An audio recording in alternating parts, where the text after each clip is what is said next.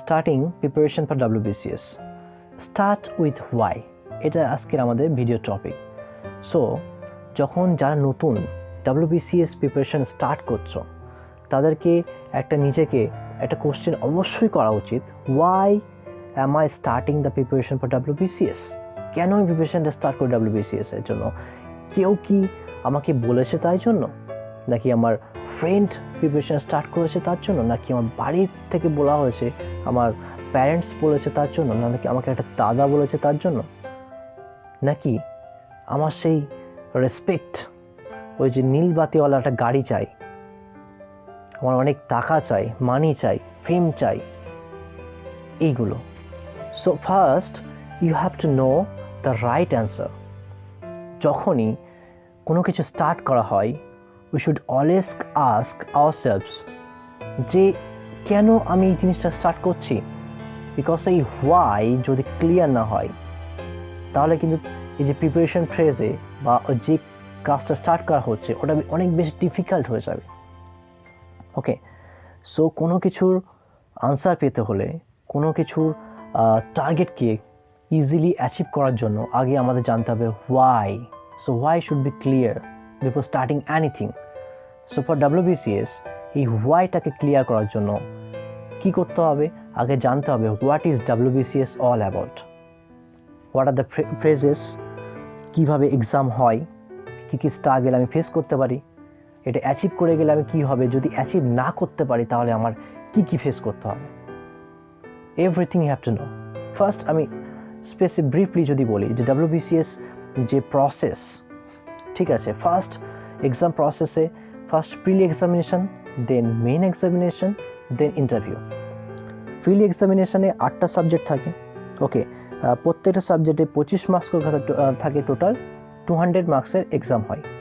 ঠিক আছে, qualifying in nature, মানে কোয়ালিফাই করতে হয় জাস্ট। ওকে, নেক্সট আছে মেইন এক্সামিনেশন। এটা হচ্ছে ডেসক্রিপটিভ পেপার হয়। ডেসক্রিপটিভ পেপারে ওখানে টোটাল থাকে বেঙ্গলি, ইংলিশ 200 করে ডেসক্রিপটিভ লিখতে হয়।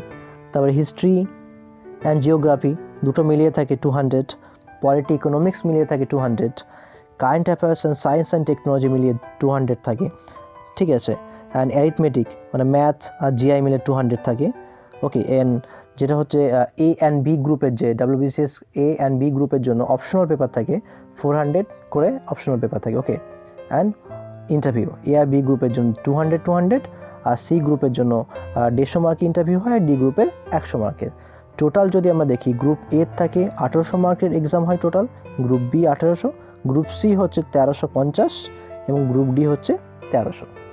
এই হচ্ছে টেকনিক্যাল প্রসেস আর marks distribution of WBCS।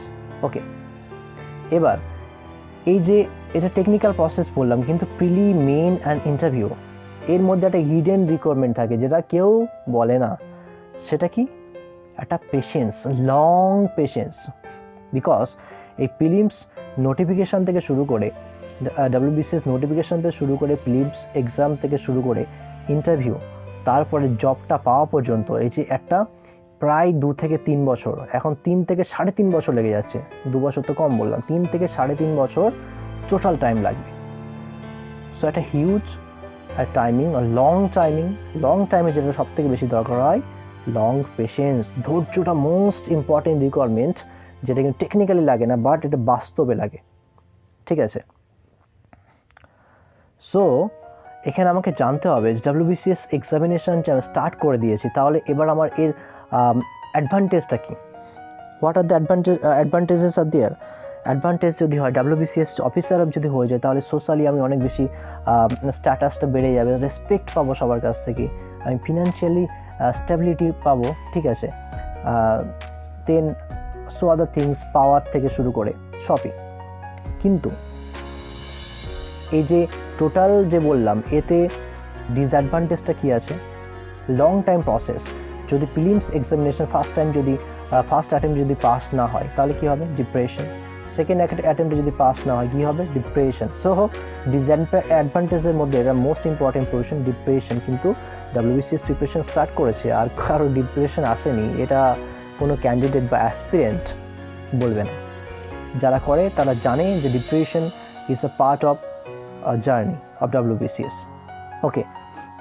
And যেটা তুমি যদি ফেল হয়ে যাও WBCS, ঠিক আছে, তাহলে কি হবে, তুমি তোমার টাইমটাকে, নিজের টাইমটাকে ওয়েস্ট করে ফেললে, ঠিক আছে, এত সময় তোমার জীবন থেকে চলে গেল।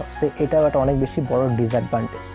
দেখো, আমি এই ভিডিওতে এসে যে ভয় দেখাতে আসিনি বা ডিসঅ্যাডভান্টেজ বলে, হ্যাঁ, মন ভাঙাতে আসিনি যে WBCS প্রিপারেশন এত বেশি কঠিন, ঠিক আছে, এটা আসা যায় না, এরকম না। আমি তোমাকে ওভারঅল WBCS প্রিপারেশন বা যে কোনো প্রিপারেশন আসার আগে, বিশেষ করে WBCS প্রিপারেশন আসার আগে জানতে হবে হোয়াট ইজ WBCS।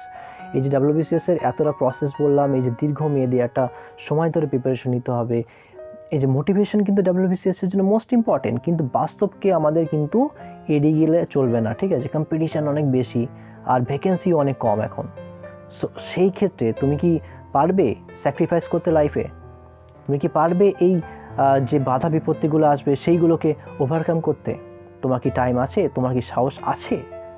আগে চেক করো নিজেকে, আগে নিজের লেখো এইগুলো পয়েন্টগুলো, নিজে ভাবো, আস্ক ইউরসেলফ যে আমি কি পারবো এইগুলো নিতে, আমি কি ওভারকাম করতে পারবো এই সিচুয়েশনগুলোকে।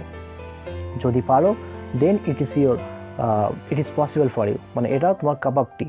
আদারওয়াইজ যদি এটা তোমার কাপ অফ টি না হয়, তাহলে অবশ্যই তোমার WBCS প্রিপারেশন আসার কোনো দরকার নেই। এটা বাস্তব হলেও সত্য কথা, ওকে।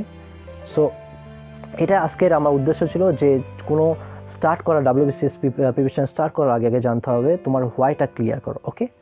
সো প্রথম থেকে লাস্ট পর্যন্ত ভিডিওটি দেখার জন্য অসংখ্য ধন্যবাদ। আর তোমাদের মত অবশ্যই কমেন্টে জানাতে পারো, আমার মত আমি ভিডিওতে জানিয়ে দিলাম, ওকে। এবং যদি চ্যানেল নতুন হয়ে থাকো তাহলে চ্যানেলটি সাবস্ক্রাইব করে বেল আইকনটি প্রেস করে রাখো পরবর্তী ভিডিও নোটিফিকেশন সবার আগে পাওয়ার জন্য। Thank you.